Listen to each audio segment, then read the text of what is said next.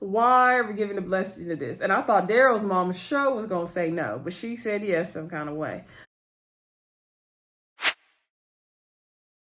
Hey everybody, welcome back to the Brandy Yvonne channel. Of course, I'm your girl, Brandy Yvonne. Y'all already know at my channel, we do fun reviews, recaps, and discussions.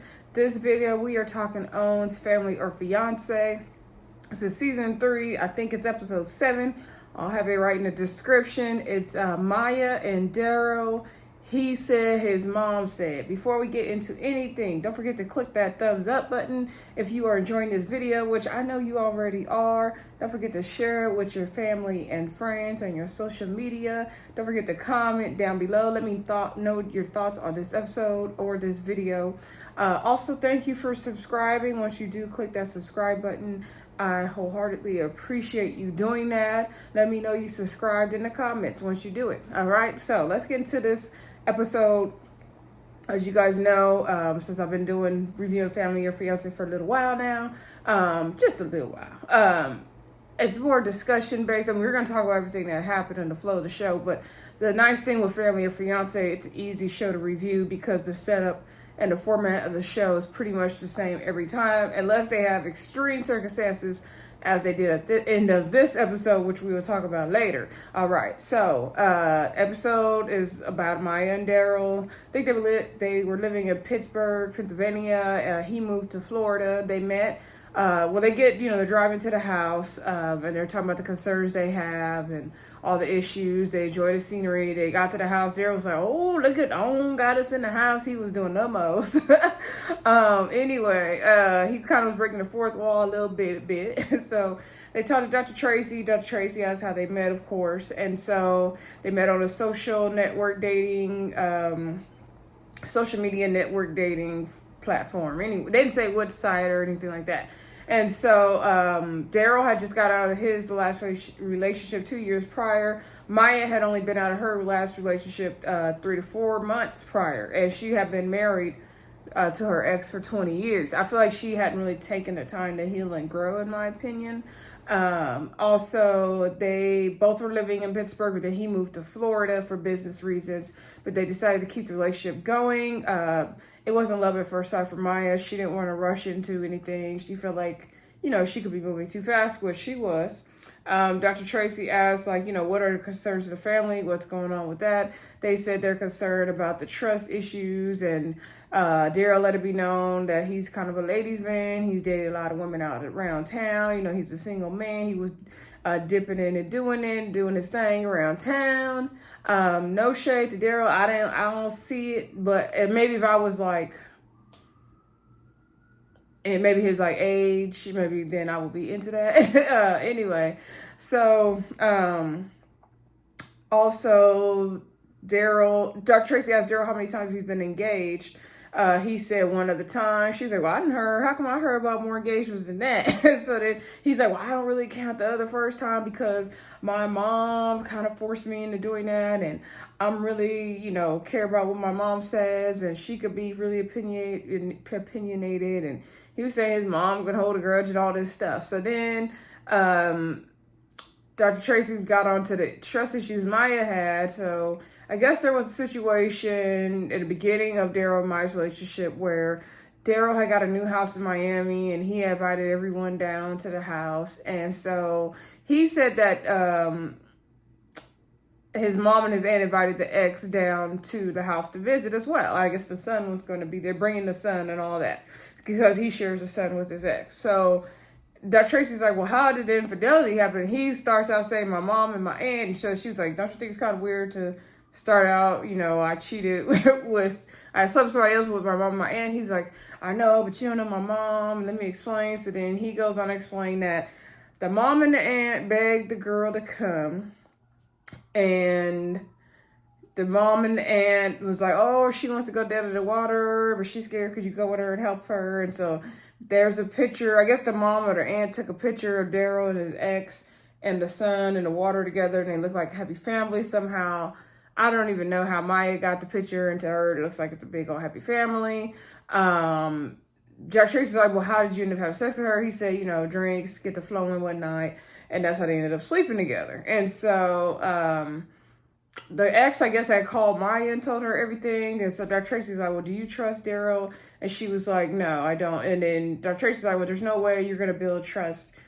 And, you're not going to have a relationship if there's no trust. Like, what's going on here? And so also the concerns of Maya's daughter are a whole nother thing, because Miya and Maya's mom are Imani, her daughter's biggest support system. Imani has 3 little kids, and they watch the kids quite a bit. And so Maya's also moving her mom to Florida with her to be with Daryl, and Imani's going to lose that support.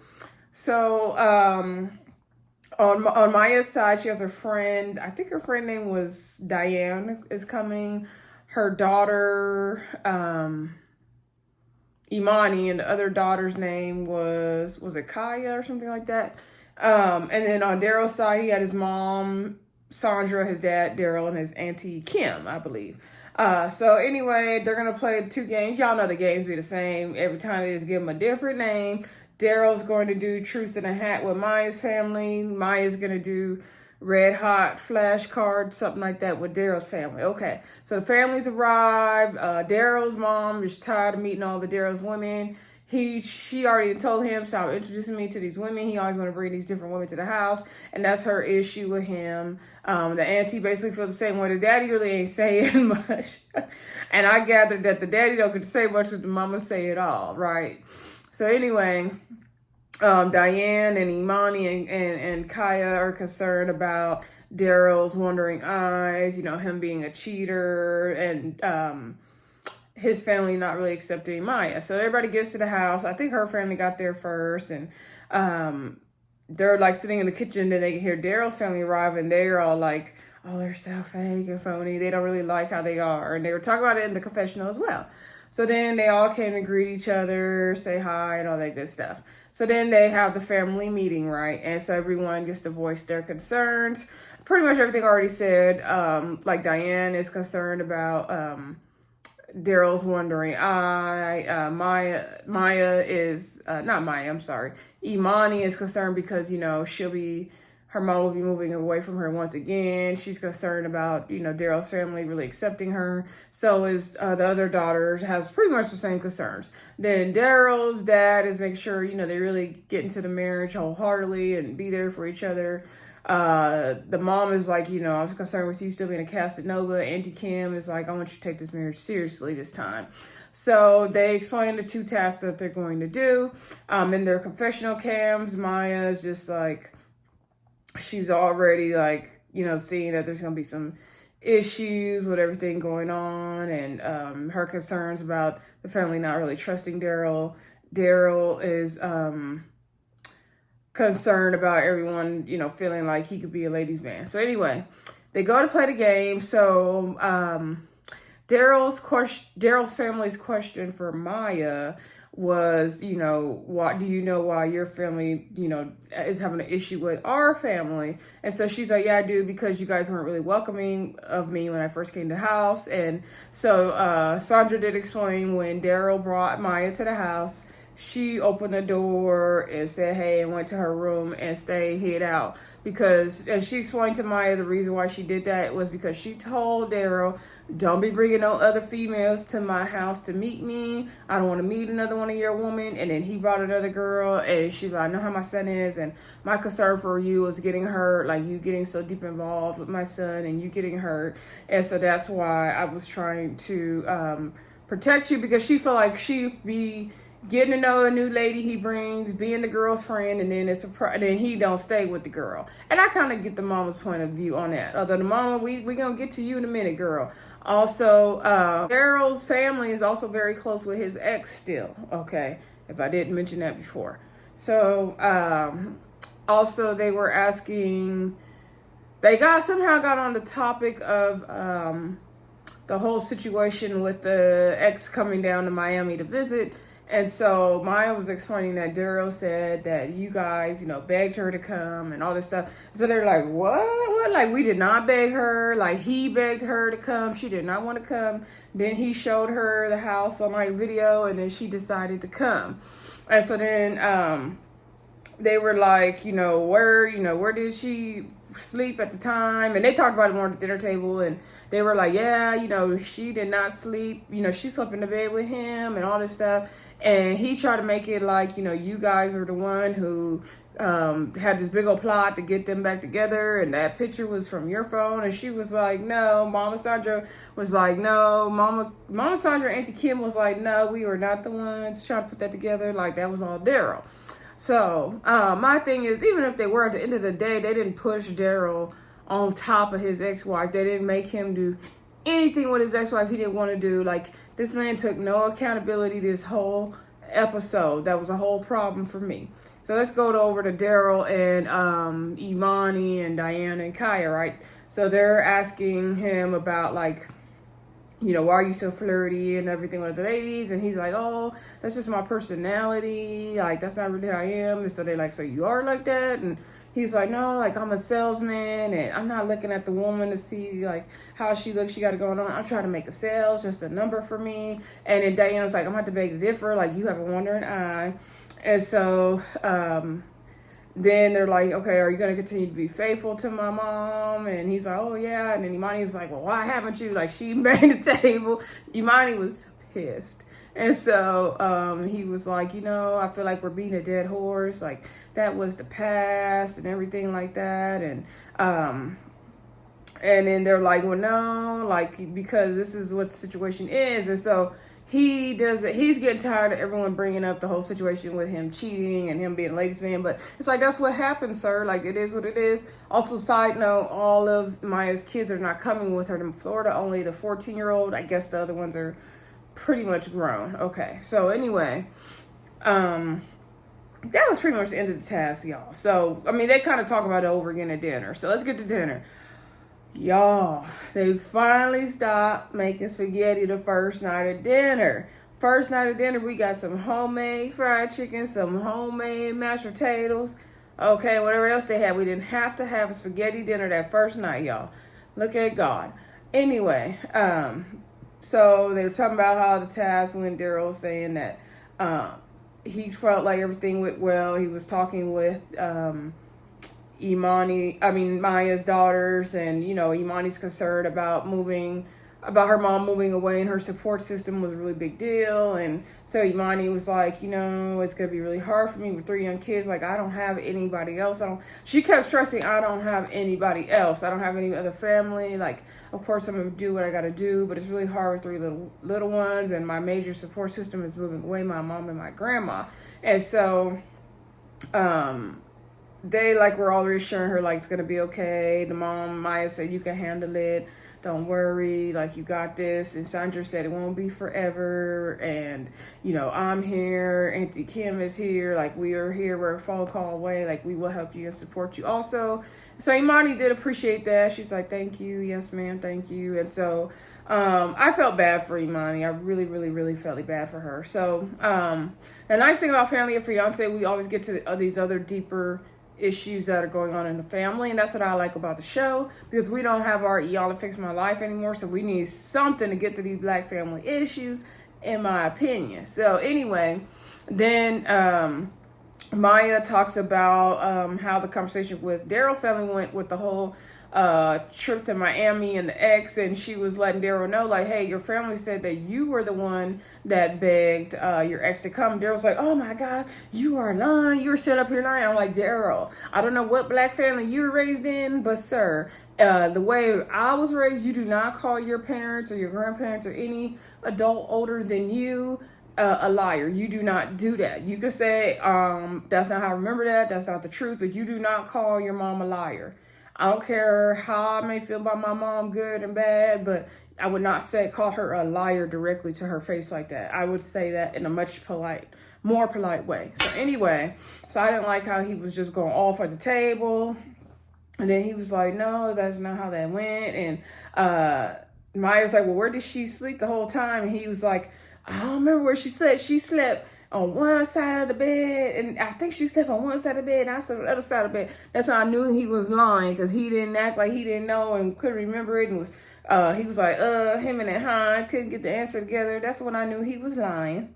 Okay, so then the mama auntie was like, no, for one night, and the auntie, He was like, no, she was supposed to be down there on the sofa with Auntie Kim. Auntie Kim was like, I was on the sofa every night, and she wasn't on the sofa with me. No, none of them nights. So Daryl was trying to make it like they was in the bed together one time, but that was not true.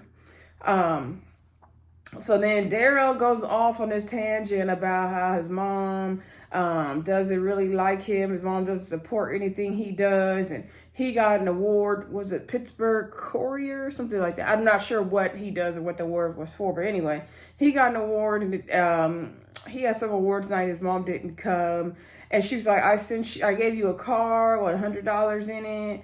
You didn't stress to me how important the night was, so I didn't really know was that deep to you. And he was like, Mom, why wouldn't you come? Like, it was an important night to me. Like, my mom doesn't support me. Like, she's just so rude to me. She's this and that. She doesn't support me. And I was sitting there thinking, like, Darrell, what does this have to do with you cheating with your ex?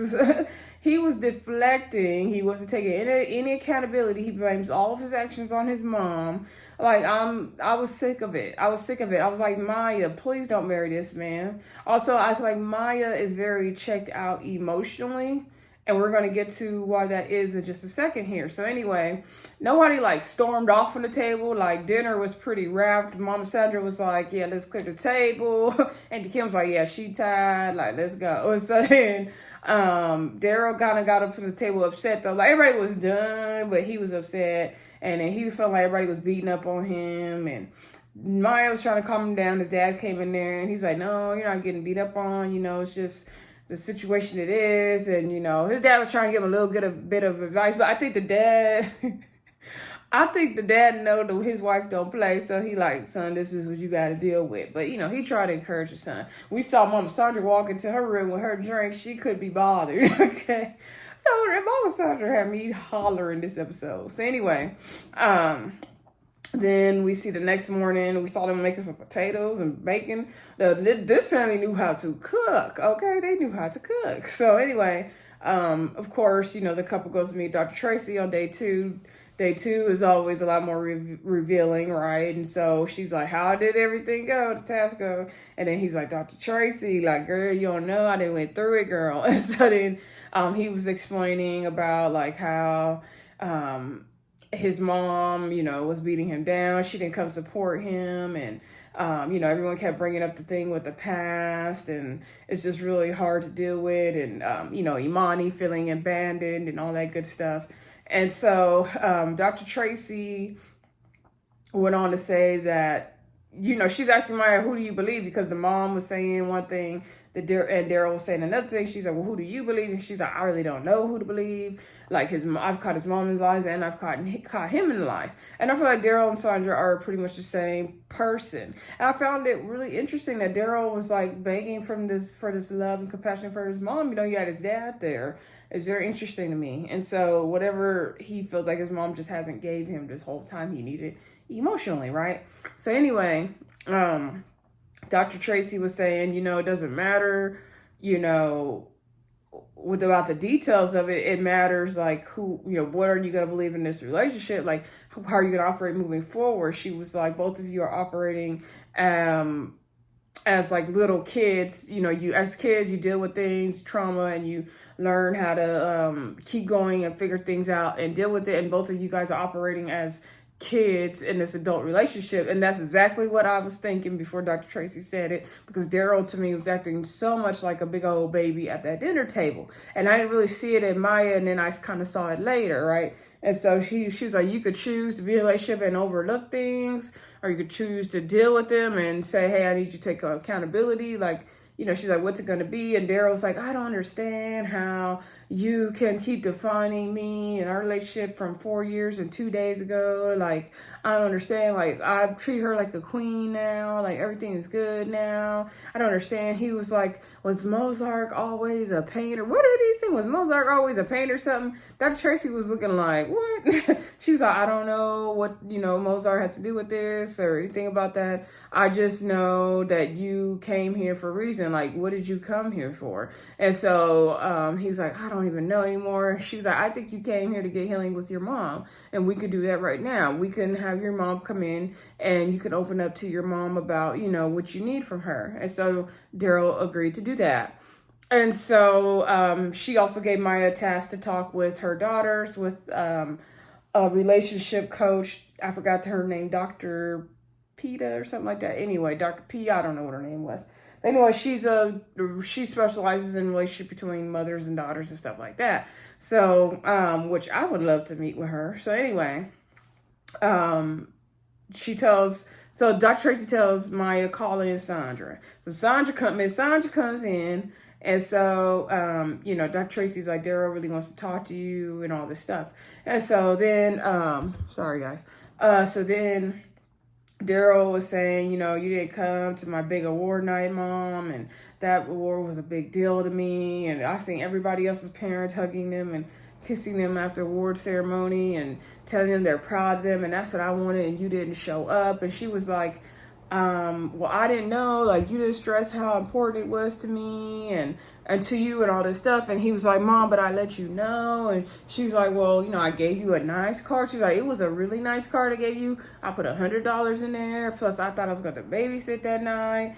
And then Dr. Tracy's like, Mom, like, can't you see, like, your son is hurting? Can't you say, like, I'm so sorry, baby. Like, what can I do for you now? And she was like, well, she kind of had like the mom, I think, has been through her own trauma, and she just, whatever Daryl's looking for her to give, she don't have it to give him. Because it was like this weird glimmer in her eye. She was like, well, he knows deep down inside that I love him. Oh, he knows that I really love him. Like, he knows deep down inside, how I feel about him. And so he was like, Mom, like, I needed you to be there. Like, come on. And she was like, like, how I feel about you. Like, mom wasn't getting it. And so then mom also, I don't know why I'm getting all these notifications. So then mom had her legs crossed and kind of turned away from Daryl. And Dr. Tracy noticed that body language, because, that's her job, right? And so she's like, Miss Sandra, I'm noticing that you have your legs crossed and you kind of turned away from him, kind of showing this major power dynamic that you are not really caring about what he says and has to say and all this stuff. She's like, no, like, I just, like, I don't know how else to make him know that I love him and I'm here for him and I am proud of him. And so Dr. Tracy realized that Mama Sandra was just not gonna, like, cave in and own anything, so she dismissed her. She's like, thank you, Mama Sandra. You can go, right? So then Dr. Tracy's like, I have so many parents come in here and say, oh, he knows how I feel about him, or she knows how I feel about him, instead of saying, like, oh my God, I'm so sorry I've hurt you. And so Daryl was like, yeah, like, this is not how I wanted this to turn out. And she just called me dumb and berated me on the phone 2 days ago. And Maya was on the phone and she had to hear that. And she's always, like, down talked me and berated me. And she's never, like, say she loved me and support me and all this stuff. And he was crying. He almost had me crying. Y'all, because he was just weeping and weeping and weeping. And so Dr. Tracy's like, I'm sorry. And, he said this is not the way he wanted it to go. And she was like, well, like, unfortunately, this is how it has to go. And she's like, maybe this is not about getting your mom's approval, but getting, your own healing at this point. So basically, like, don't keep seeking your mom's approval. Like, worry about being happy with yourself at this point and taking accountability for your own actions. That ain't what Dr. Tracy said, but that's what she meant, basically. And then he was like, she's like, this is what you have to do to get to the healing. Like, no matter how you thought it was going to go, but this is how it's going to have to go. So then outside, we do see Maya talking with her 2 girls along with the relationship therapist.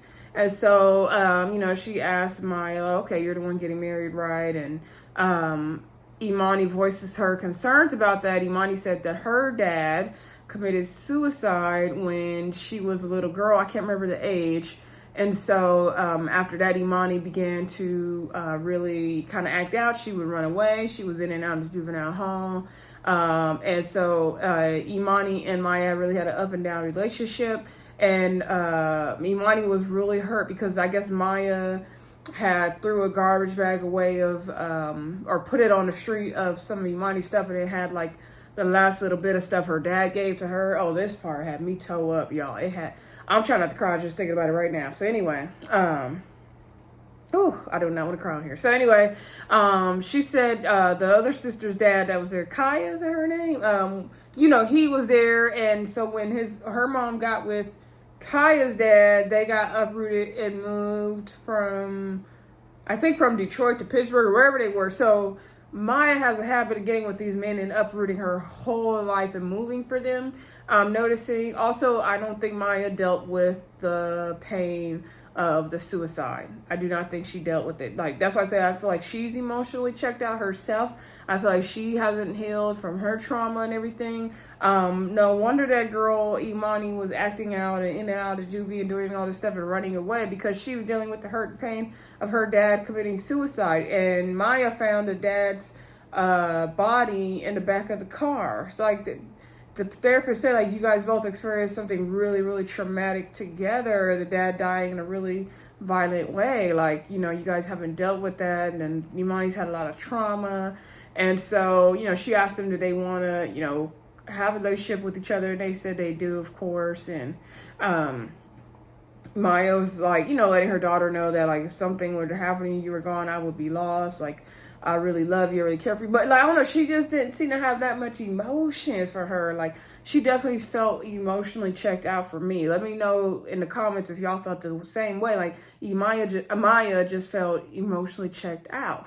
And so Kaya was saying that it's funny because they have the strongest relationship out of all of the family. I guess there's some other sisters, because Miya has like 5 kids. And so she was saying, like, me and mom don't even have that relationship that they have. And so I'm thinking Imani must be the oldest or one of the oldest. I feel like she's probably went through the most with her mom, right? And seen the most. She's obviously seen the most of her mom. So I think they all need to do some family counseling, especially with that dad committing suicide. Like, oh, that was gut-wrenching for me. Gut-wrenching. So I could see where Imani's coming from with her pain and everything, right? And so Imani got up and Miya got up and Miya said, let's hug it out. Kaya didn't join the hug because they were like, oh, she doesn't like to hug. I think she also has some things she needs to deal with as well. I'm not a biggest hugger either, but yeah, there's some emotional detachment in that family for sure. If I was to give my expert opinion, and I am not an expert. So anyway, then we see Dr. Tracy talking to an empty sofa. So I was like, what is going on? And so then Dr. Tracy was like, normally, I would have the couples come back in and we would get ready for the blessing ceremony. But in this case, we're not able to.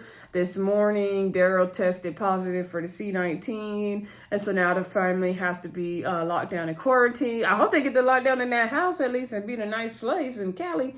So anyway, she said, the couples are still going to get to take away everything they learned from this experience, and she wishes Daryl and Miya the best. And so then they show something on the screen showing that the families did film their what their thoughts were and if they gave their blessing or not. So first, Miya's family did they each filmed on their own little like confessional camera. Let's see, I think Diane went first. Everyone was talking about, first came to the house, I had the concerns about this and that, about Daryl and the trust and all this. And basically all 3 of them said they gave their blessings. Imani gave the good old family of Fiancé. Now, after being here, I can see the changes that were made. I gave my blessing. I was like, why are we giving a blessing to this? Okay, why are we giving a blessing to this? And I thought Daryl's mom, Show, was going to say no, but she said yes some kind of way. So anyway, Auntie Kim gave her blessing. The dad gave his blessing. Sandra was like, coming here, I had my concerns, but, I'm going to give my blessing. Yes, I give my blessing. But you could tell she didn't really want to. And I'm like, I was just so baffled that they all gave their blessings. That was so baffling. I don't know if it was producers. I noticed everybody says, like, after a few days of being here, I see all these changes made. Like, what changes made? So anyway, I do feel like there was some healing, though. Don't get me wrong. They definitely did some good healing work in this episode. So they get their blessing. Then, at the end, they show the update scenes of, like, what's going on now. Daryl and Miya still continue to have some trust issues of their relationship, so they separated. Good for Miya. So glad she left him. But she still plans to move to Florida eventually, which puzzled me because why not stay there and help your daughter? But maybe she already had too many things in motion that she had to, follow through with the plans. I'm not really sure why she's still moving to Florida. Daryl and his mom's relationship is a slow work in progress. They're trying to work it out. Imani and Maya's relationship, it continues to grow and do better as well. And that was pretty much it, y'all. Let me know what y'all think in the comments of this episode. I definitely thought it was more entertaining and little deeper than last week's episode. So I definitely enjoyed it. Nobody jumped up from the table yelling, but they were leaving the table upset, right? Anyway, don't forget to comment, like, subscribe, and share. And I'll talk to y'all soon. Enjoy y'all Sunday. Bye.